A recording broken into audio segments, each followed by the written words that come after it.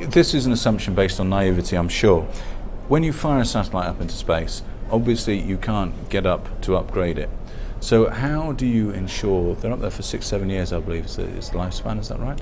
They're designed for about 7 to 8 years. Ours have been up there actually well over 10, and they're going to last about 15 or 16 years. So it's been one of the things our partners, Boeing, who manages our satellites, have been very successful at maintaining our system and keeping it a high quality of operation. You might remember recently that one of our satellites and a defunct Russian military satellite actually ran into space in a very improbable yet and actually very historic situation, since nothing like that had ever occurred in the last 50 years of spaceflight.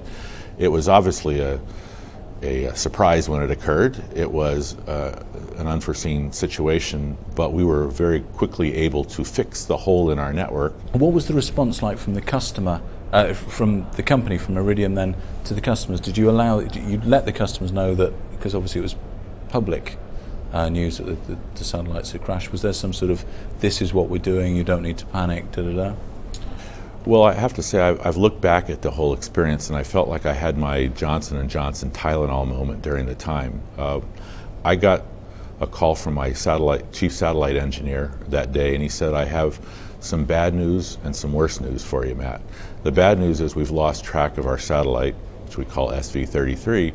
The worst news is we think it's run into, or it got run into by a Russian military satellite. The fact that it ran into something else, which was a historic thing, I was wondering if anybody would notice. We're a fairly small company, a small system. We have 300,000 subscribers. Of course, it was all over the news that night, and it was on front pages of many major global newspapers. And so we responded to it very quickly. And I think it was a lesson, I guess, for me, and I'm sure for others, when you go through these sort of things, as to how you have to be prepared for these sort of unforeseen circumstances.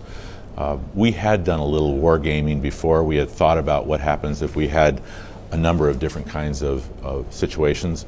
We had a very tightly managed or well-managed communications structure within the company so that our messages weren't disjointed. We got together quickly. We talked about how we wanted to communicate this.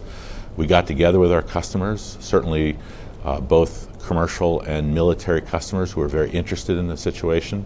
We worked with the space agencies and the people at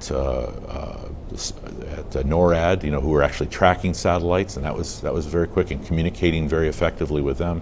So there was an awful lot that had to go on at that time very quickly to both get the correct information out and ensure that everyone understood what we were going to do about it and how to manage it.